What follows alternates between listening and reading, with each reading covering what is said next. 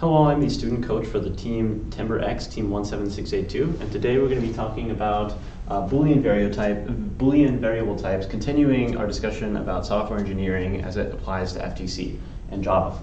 So, as we've talked in the past, we've talked about primitive and reference data types. Boolean, a data type, is an example of a primitive data type, which holds either the true or the false value.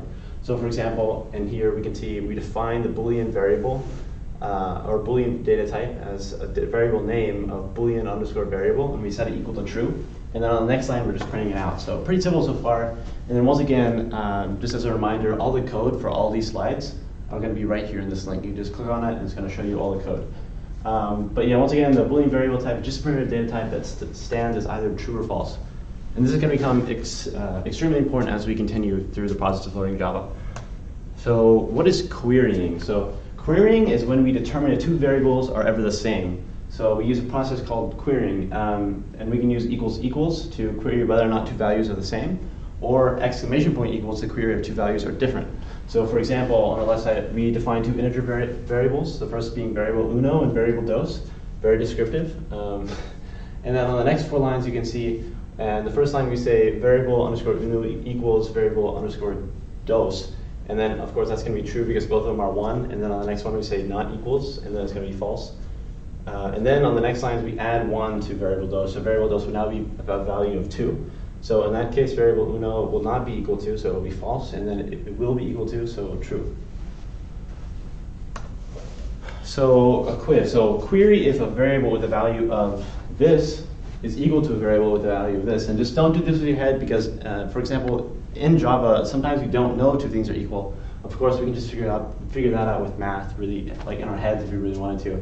But when it comes to Java and actually using Java to code, sometimes we don't know two things are going to be the same. So you need to be able to do this well. So you can pause it right here. Otherwise, we can go ahead and go to the solution. So you can just plug the formulas in and query. So that's one of the great things about Java and really just about any programming language. You can actually just plug in the formula. And as you can see, we define variable uno and variable dos as those values, and then we compare them in the next line and print the value. So variable uno equals variable dos. All right, so now another quiz. So query of a variable with the value of, so the same thing, but the only difference is that we're actually going to assign it to a variable before we print it. You can pause it here, but we can continue.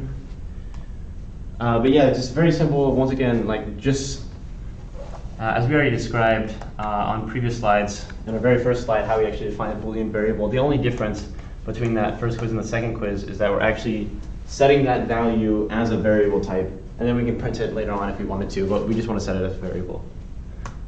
All right, so how about some more advanced queries? So in case we don't want to compare one thing to another, but we want to compare like 4 things or 3 things. So this is an example of how we can do that. So in the first example, we have the ampersand sign. So we have the first condition and the second condition. And as you can see, this is an example. So EMT is less than 2 and EMT is greater than 0. And then it would print, if EMT is 1, it would print true, and then so on and so forth, the next line. And then another important and more advanced query would be using, I don't even know what to call it, the straight line of the straight line. We call it an OR statement, and we call a previous statement an AND statement. So in this statement, we're comparing if EMT is less than 1 or EMT is greater than 0, and it's going to be true. I don't think that's even true. No, whoever made this slide made it wrong, I think. Is less than, or EMT is, oh no, that's right, EMT is greater than 0. And because it's greater than 0, we'll print true.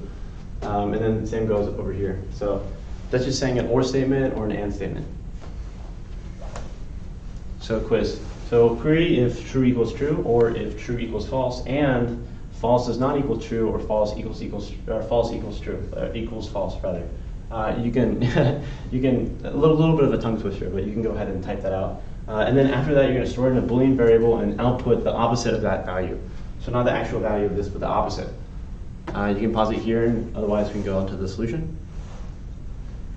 So the solution, we actually didn't make a solution slide, but effectively what the solution would be to write out all of this, and then once you define it as a Boolean variable type, you can effectively just say exclamation point right here. And if you say exclamation point, everything within these parentheses is going to be falsified. So if it's a true value, it's going to be false. And if it's a false value, it's going to be true. It's just going to be reversed. All right, so now we can move on to if statements, which is a more applicable way of using Boolean variable types. So, for example, over here we say if true, and then we put in curly brackets. So you see that first curly bracket and the second curly bracket. We have the parentheses, so we say if, and then in parentheses it's a statement, or just a true or false statement. And then we have the opening parentheses and the closing parentheses. And within those we have system.out.println temporing, and then we say else, and then open parentheses, close parentheses, or open curly bracket, close curly bracket. And within those curly brackets, we say system.out.println TimberX. So because it was true, that means we're going to print the first statement and not the second. So because it's true, it's going to print temporing, as you can see. Once again, the code's up there. But if this was false, it said if, and then in parentheses it said false, then it would print whatever was within the else statement. So in this case, it would be TimberX. All right, so now make code that outputs 1 if a string variable is equal to red, 2 if a string variable is equal to blue or green, otherwise have it output 0. And then you're going to be able to need to Google how to make else-if statements in Java. So once again, like as we explained at the very beginning, a quote by Chris Prine is that coding isn't what you know, it's what you can find out. And because of that, it's important that you're going to be able to Google your problems. And yeah, let's go on. I don't know if we made a solution here. We didn't, but all you're going to have to do is just plug this into code, if statements, else statements, and test it. All right, so how about taking user inputs? So taking user inputs is not especially relevant for Java, or not especially relevant for FTC rather, but something that you're going to need to know for Java as well as for other programming languages. One example of where you're going to use this is if you take the AP Computer Science A test or exam, as they use this a lot throughout it. So taking user inputs. So this code tells user to import the scanner and state string variable as EMT. As you see, we define right here, string as EMT. And then we set EMT equal to whatever the user inputs on the next line of the command prompt. As you can see in this case, we printed and we wrote in hello world, and then all we did was just print hello world to the next line. So here's another simple program. And this code tells our computer to import the scanner. So as you can see at the top, we're importing scanner, and then we're defining keyboard as a scanner. And then once again, we're just saying keyboard to, instead of saying the next line, we're going to say the next int, or next integer. And then as you see down here, we say if EMT is equal to 1, and then we're going to print out EMT. So in this first example, we type in 1, and it's going to print 1 to the next line. But in the other two examples, we print 2, we write in 2, and it's not going to print 1, or not just going to print 2. And then if you write in 3, it's not going to print 3 because it's not equal to 1. All right, so here's another simple program. This code tells computer to import the scanner and then get input by using the scanner. So then it's going to print the input only when the input is equal to 1. It's going to print hello world, and when input is equal to 2, it's going to print hello world, or world hello for everything else. So as you can see in this, we import the scanner, right? And then we're going to use the scanner here. We're going to find the variable names keyboard as a variable type scanner. And then we're going to set a new scanner and then parentheses system.in. And then we're going to find EMT as an integer variable. And then we're going to find EMT is going to be equal to keyboard.nextInt. So that means it's going to scan for an int.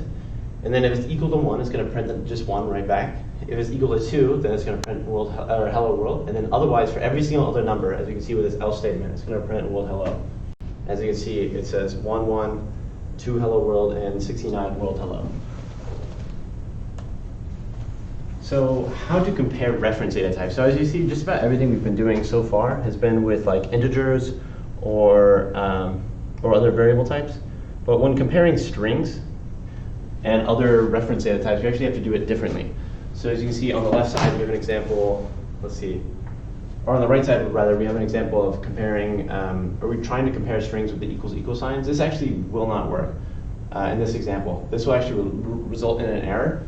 So when using reference data types, we have to use the dot equals function in order to compare them to other data. So as you can see right here, we define the string 1 as a string value equal to hello world, and then we're setting scan as a new scanner, and then we're going to print string 1, so just hello world, and then we're going to say enter a string, and then we're going to set string 2 to the next line that the user inputs.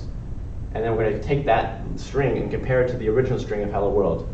If it's equal to hello world, it'll just print true.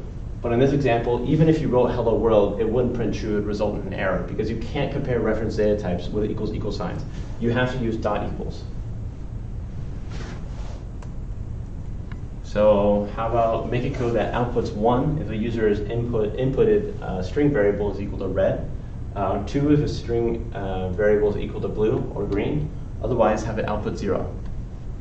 So requirements, you have to use a scanner class for the user inputted variable. You can go ahead and pause that. Let the bell pass.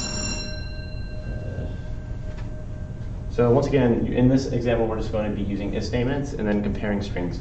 So it's very similar to what we've done in the past examples.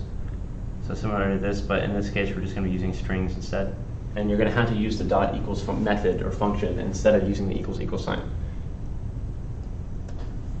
And then now that concludes this video, but in the next video, we're going to be talking about while loops as well as different iterative functions.